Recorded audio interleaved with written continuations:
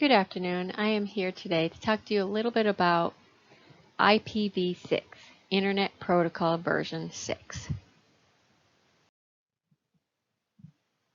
You ask, what in the world is IPv6? Why do I care? Isn't there also something with 4 in it too? Well, take a look at these two images of Texas and the universe. Texas is IPv4 that you may have thought about, and the universe is the new improved IPv6. This is just to give you a rough comparative of the drastic size difference between these two protocols. Now let's get on to what it actually is and why it is important.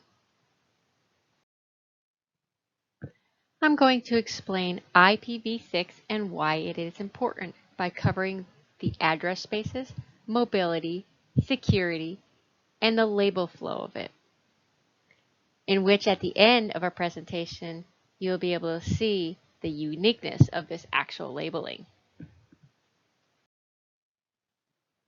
IPv6 has a huge number of address spaces than the old version protocol, IPv4. This results from the use of the 128-bit addresses, whereas the IPv4 uses only 32 bits. IPv4 was developed in the 1970s.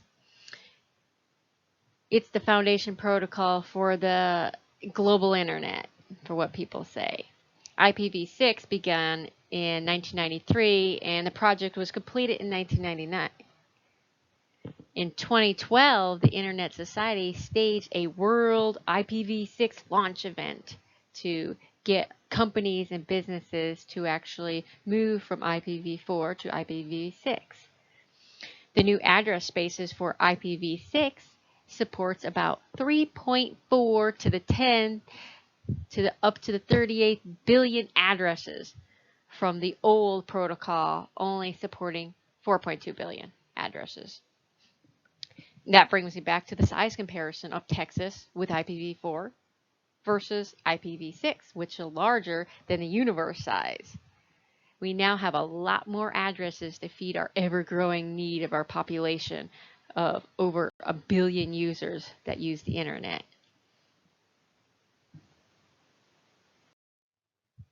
The Internet of Things is a rapidly changing technological advancement.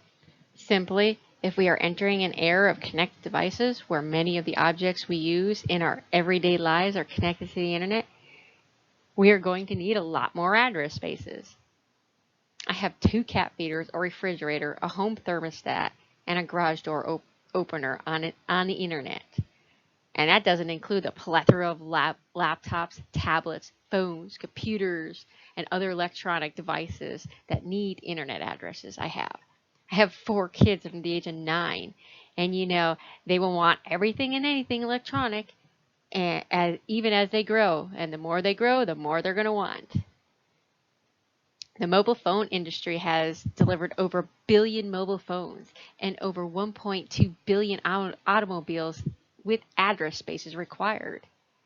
So that is why we need more addresses, because of the wide array of electronic devices and gadgets that need to have an IP address. IPv6 addresses are classified into 3 different types: unicast, anycast, and multicast. Unicast addresses, which uniquely identify a single network interface. The Internet Protocol delivers packets sent to the unicast address to the specific interface. Anycast addresses, which identify a group of interfaces at different locations for which traffic flows to the nearest one. A packet is sent to an anycast address is delivered to just one of the member interfaces. Anycast addresses cannot be identified easily. They have the same format as a unicast address. Almost any unicast address can be employed as an anycast address. And you also have multicast addresses, which are used to deliver one packet to many interfaces. A packet that is sent to a multicast address is delivered to all interfaces that have joined the corresponding multicast group. We covered a little bit about the address spaces. Now let's move on to mobility. There are a lot of mobile technologies. We all use them every day, and they have become our livelihood, from the cell phones we carry around or the business person or student with their tablets or laptops. There are internet watches, shoes, glasses. These are all mobile devices that need to be connected to the internet at different locations. IPv6 has a technology that addresses this by using mobile nodes. IPv6 Mobility enables the mobile node to move from one link to another link without changing the mobile node's IP address. The IPv6 Mobility assigns an IP address to a mobile node within its home subnet prefix on the home link. This address is known as the node's home address. The mobile node's current point of attachment to the internet doesn't matter anymore.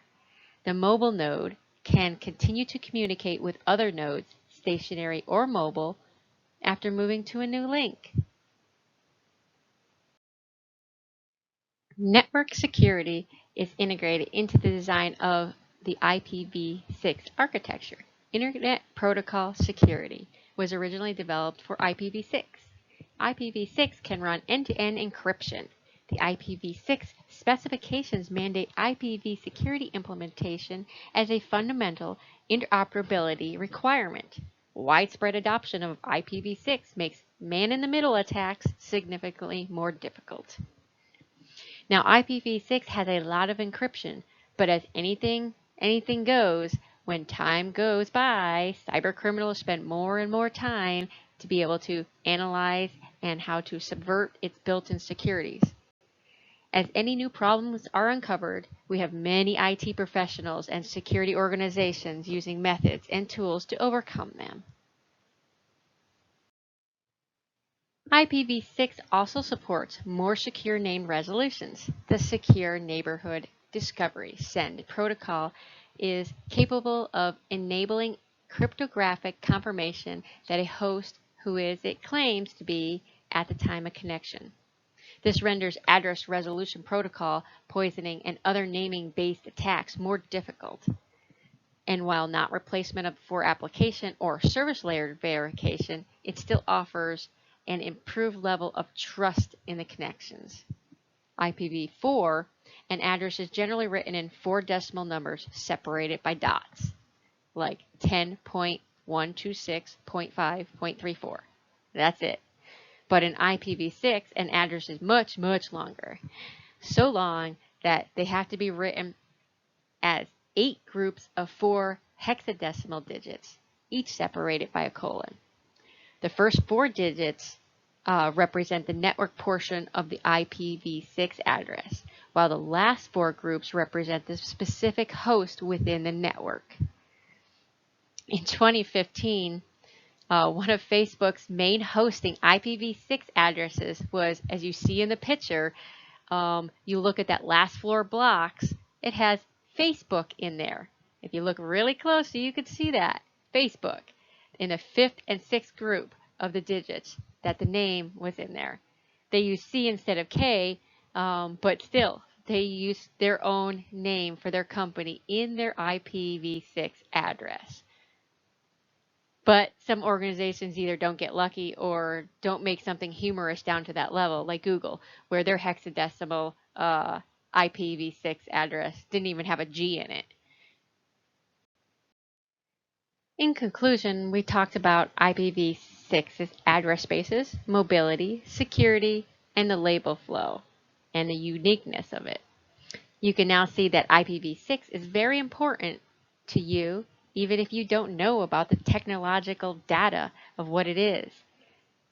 You can also see that we have an infinite amount of addresses larger than the size of the universe that won't get used up anytime soon.